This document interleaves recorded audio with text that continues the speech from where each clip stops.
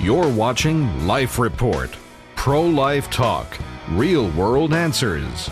Life Report trains people to more effectively defend their pro-life beliefs while honestly examining the strengths and weaknesses of both sides. We're the show other pro-lifers may have warned you about. This is Life Report. Welcome to Life Report. We've got a good show lined up today. We have a remote guest. We have Trent Horn, who's been on the show before, former Justice for All trainer. Welcome, Trent Horn is on the phone. Good to be here, Josh. Good to have you on. We did 4 shows with Trent, and they were awesome. I've gotten great comments from people saying they really enjoyed the Trent shows, so I figure we should have you on more often and maybe kick these guys off more often because you were apparently so great. So Trent is just not as pretty as I am. That's a compliment, Trent. Depends who you ask. Yeah, that's Sorry, but okay. Let's just get into this. Trent and I have been dealing with something, and this is why I've got Trent on for this episode. But I think it's something that we've never talked about before in the show, which is already awesome because we've done 90 hours of shows by now. And we haven't done this topic yet. But yesterday morning, I was like, okay, we have to talk about this, and it's this idea: do emotional appeals or rhetorical appeals equal logical fallacies? Because Trent and I have been having debates online with philosophers that a lot of times we'll tell the stories. As soon as we'll say anything that has any kind of an emotional appeal, they will immediately cry foul. It's a fallacious argument. It's an emotional argument. And I think this can happen to other people too.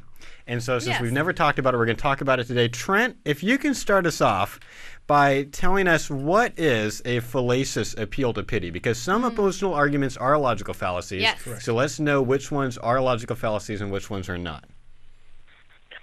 Right, Josh. Well, the fallacy, the appeal to pity, it's an informal fallacy. So sometimes you can appeal to pity and be right. So because it's informal, it depends on the circumstance and how you use it. But basically the idea is you just say, well, what I'm saying is true because you should feel bad for me. And I think one example that I enjoyed that I saw online was something like, well, should we let Aunt Jane plan the family reunion? We should put someone in who does a good job. Will she? And the other person says, oh, she'll do a good job because if we don't select her, she's going to feel really bad and left out. Okay. Yeah. I mean, you probably had similar things in life where I'm right because you should feel bad for me. Right. And that's always really frustrating. Like if that happens within a marriage discussion, that's a very frustrating thing to have happen. There are different rules. It's never happened to me. Wow. Because my wife is awesome and extremely logical. But I've heard that has happened to other people. I'm just saying people might find this tactic familiar. Trent, are all appeals to pity automatically fallacious? No, they're not. It depends what you're trying to justify with making people feel bad. I'd like to give just a quick another example of what I think is the most common appeal to pity when people argue about abortion. Okay. And that's this argument. Abortion should remain legal because if it's illegal, women are going to die and be brutalized in back alleys. Right. Now, what's the problem? You're disregarding everything about the issue. You're only solely appealing to the emotions of that woman or the state of that woman.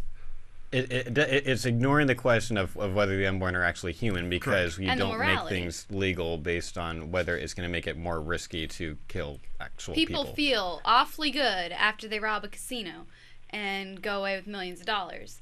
And did you just make an Ocean's 11 reference? I just made an Ocean's 11 argument. There you go. Well done. I'm proud of you. Very skillful. So that's right. That's right. So it's the idea that in that argument, you've sidestepped the important issue and just done a fallacious appeal to pity. Now, the problem becomes, though, in that when we do moral philosophy, sometimes we have, some people don't agree this is valid, but I do. Sometimes we have to fall back on what are called moral intuition.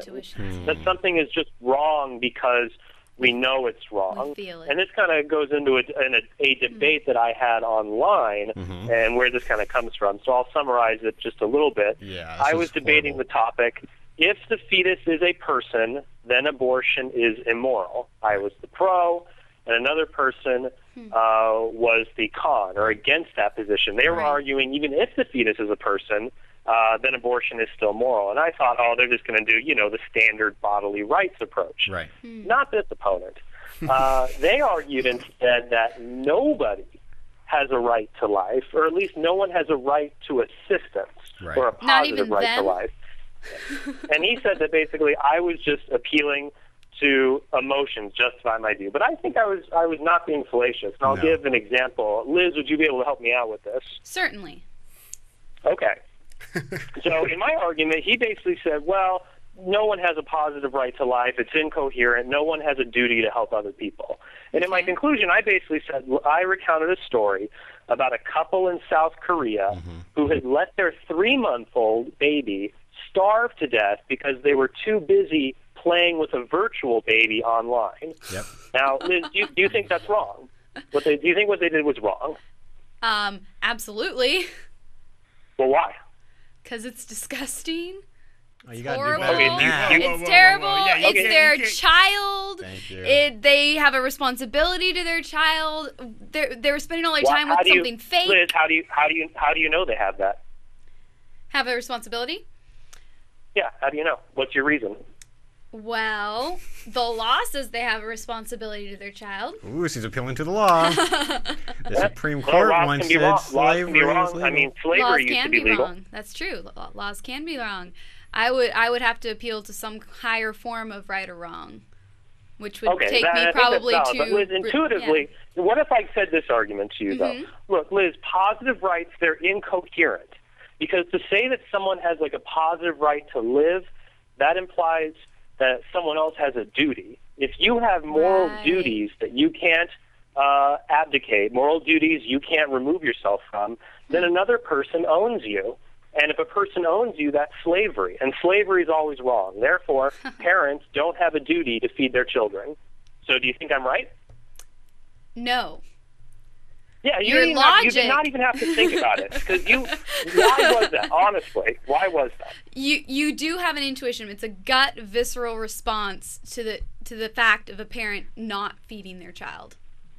Right. And in the end, what I think comes down to in moral philosophy is as you argue abortion with other people or any moral issue, your reasons for why something is wrong is going to end up at what I might call a metaphysical basement. It's just a belief that is true just if you think about it, and you don't have a reason to prove it's true. It just is. Now, yeah, go ahead.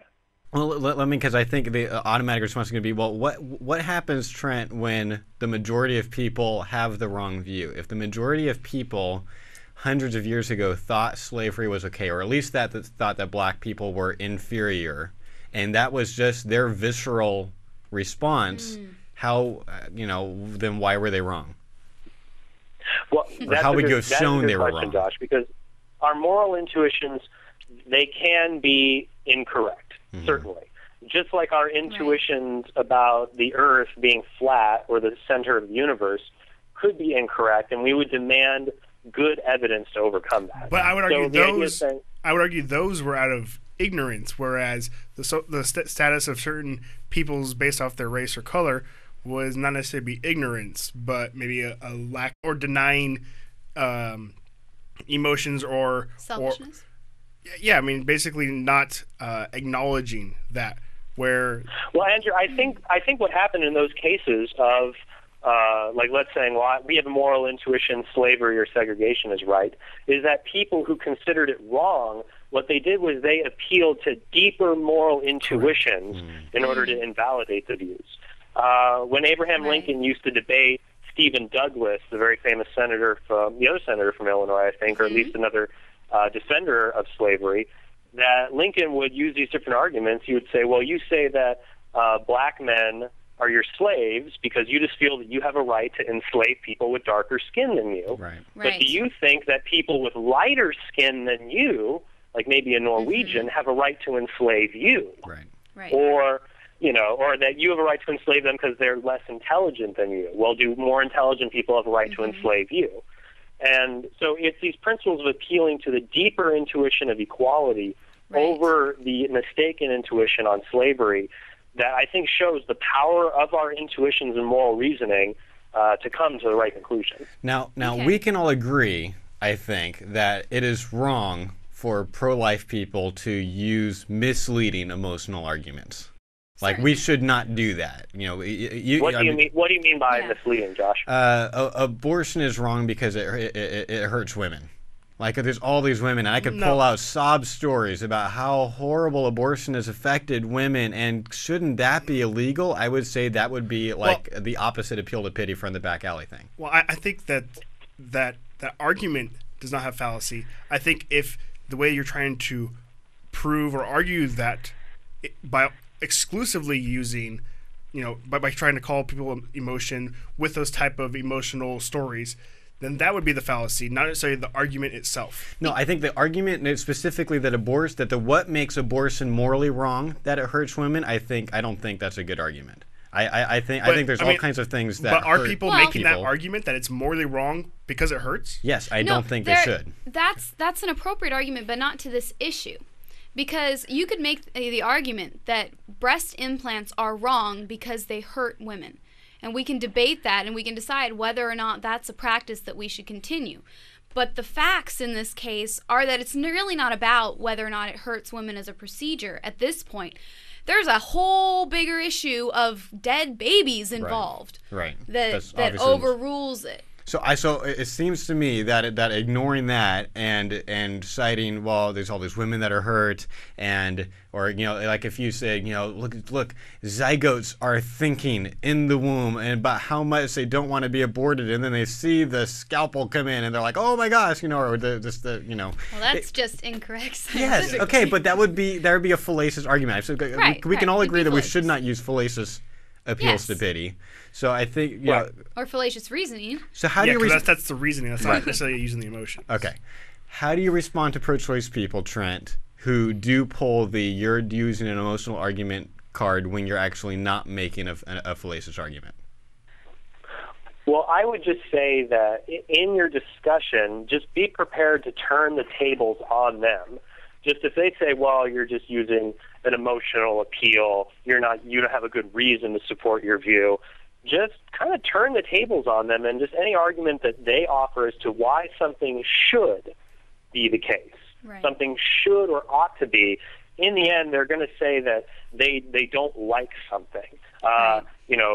It's a tragedy when women can't control their bodies, and you've made them slaves, things like that. Well, you're using an emotional appeal. Prove that to me. Prove that people have the right to control their bodies. How do you know that? Well, because they do. Well, what's your reason?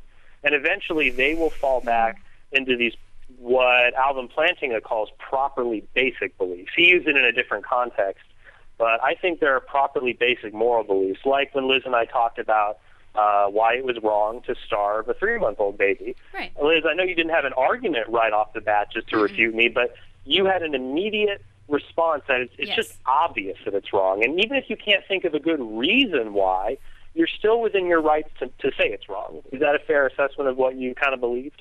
Yeah. I mean, it's the idea that you really shouldn't have to prove that starving a child for no reason, for your own pleasure and entertainment, is wrong. That shouldn't even be on the table. Right. The idea, and what I would say is the moral intuitions, we have to always try to find the intuition that's the most basic that it can be, that is just self-evidently true if you think of it. And I think when we live our lives, we live all sorts of these properly basic beliefs. We can't prove them. We just simply assume that they're true. I did my experiment with Liz. I'd like to try another one with either Josh or Andrew. Andrew, can you give me an argument to prove that you're actually in the studio right now doing this show? I have witnesses. Okay, so people see you in there doing it? Yes. Is that your only reason you'll give so far?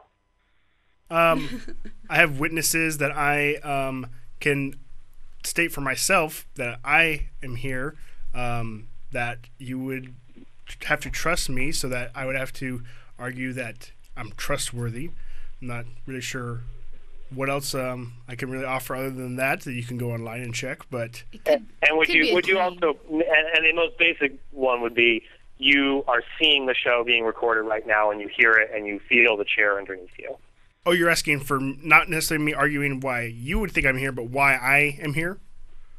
Yeah, why you believe the proposition Andrew is in the studio at this moment is true.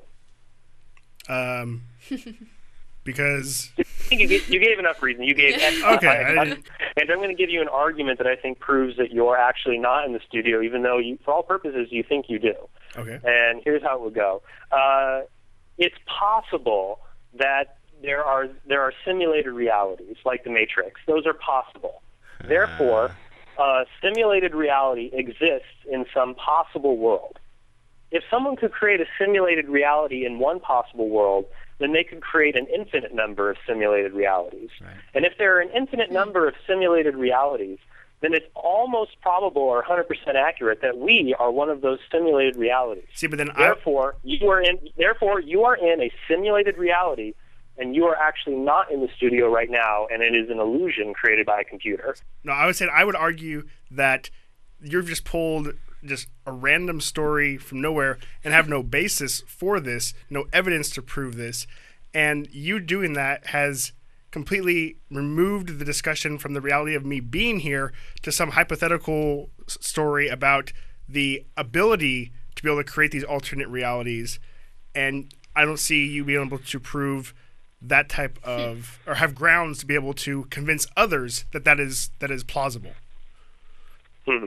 But if you notice, you didn't give up your, because here's the problem, though. I think the argument I gave is not necessarily an invalid one. Each of my premises, I made sure to keep them very limited. Correct. Which is just that it's merely possible there could be a simulated reality. Therefore, in a possible world, there's a simulated reality, and if it's happening in that possible world, then there's an infinite number of them being generated. But the idea is, even if I made a really tricky philosophical argument, it was not enough to overturn the proper intuition you have, which is my senses are giving me reliable data. And even though you can't prove that they are. And even though maybe your argument is sound, it does not make it. Your sense says correct. No, no way. You would not be able to win people with that argument. How can pro-lifers? Well, I'll correct that. You could win undergraduate philosophy students. You got me there. And that's what's hard is philosophy has a tendency to make people so smart they turn into idiots. Do you take requests? Can we do Inception next? No. Okay, so Trent, how can I didn't bring my totem, so very nice. How can people be careful? I guess I'm still I want for just the pro-lifer who is at Justice for All.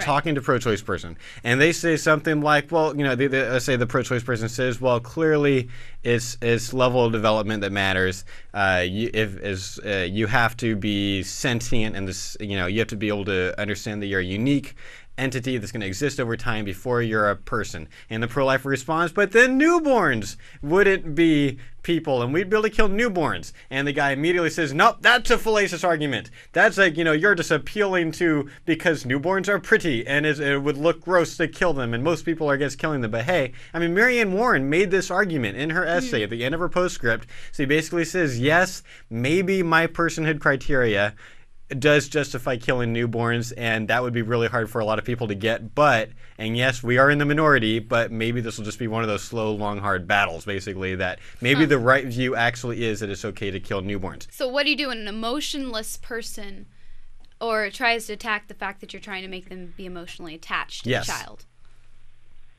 Right, and I think what you'll have to do is just turn the tables on them and show that they hold equal emotional views about things. Like they'll have the view, well, killing a person is wrong because people have rational interests, and it's wrong to frustrate their interests. And the tactic I would use here would probably be being the obnoxious 4-year-old. And what the obnoxious 4-year-old does is they always go, why? Why? Yeah. And so you'd say, well, it's wrong to frustrate people's interests. Why? Because that's just a basic fundamental component that keeps persons free. Why should I care about that? And in the end, it will go back to, well, you just should.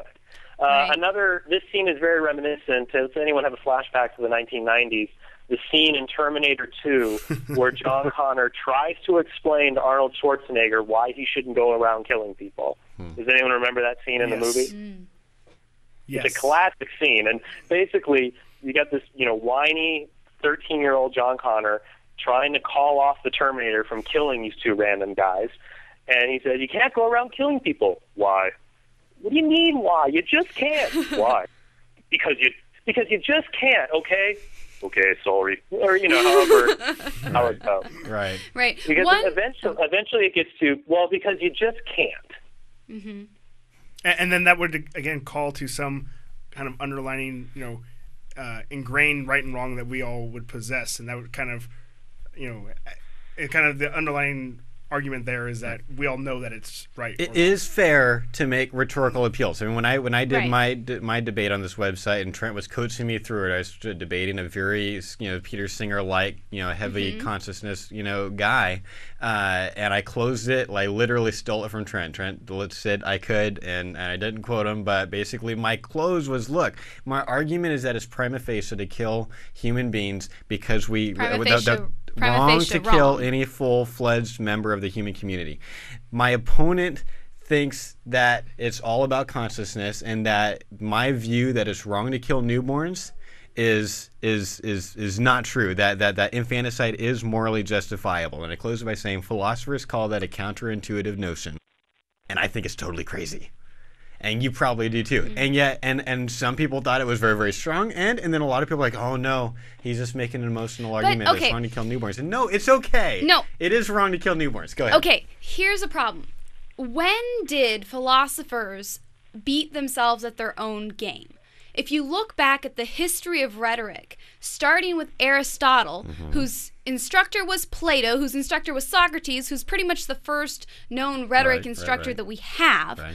If you get to Aristotle, he puts forth the three modes of persuasion. Right. Ethos, logos, and pathos. Right. And he puts them together as the threesome. You have to have these three in order to persuade. Those are Aramis, Porthos, and Athos. I'll just...